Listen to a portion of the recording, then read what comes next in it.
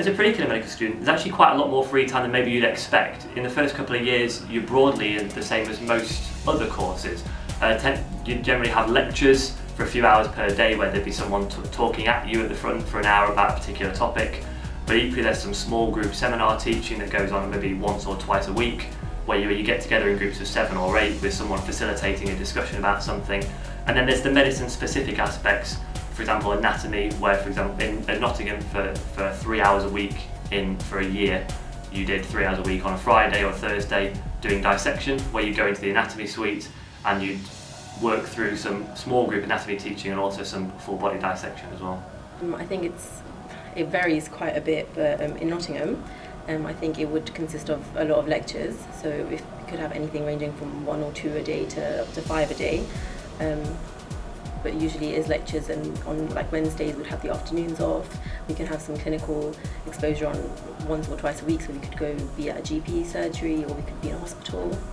So it's very varied and depends on the thing really.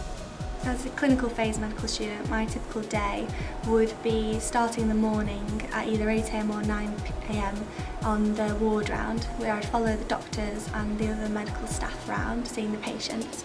Then I might have teaching for a couple of hours, and then I might go to a clinic or a theatre session in the afternoon. So again, it's 8 to 9 till 5 or 6 PM. It's definitely manageable. The workload is a lot. It's a lot to begin with because you're so used to being spoon-fed during your A-levels, and you have to kind of get used to like teaching yourself.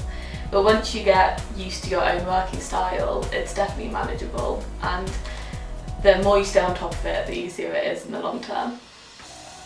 The workload as a medical student is definitely, I think it gets more and more as you go through, as you can imagine, but it's quite a gradual process. So in the first couple of years, I would say it's not a lot more than a normal university student studying another science or something similar.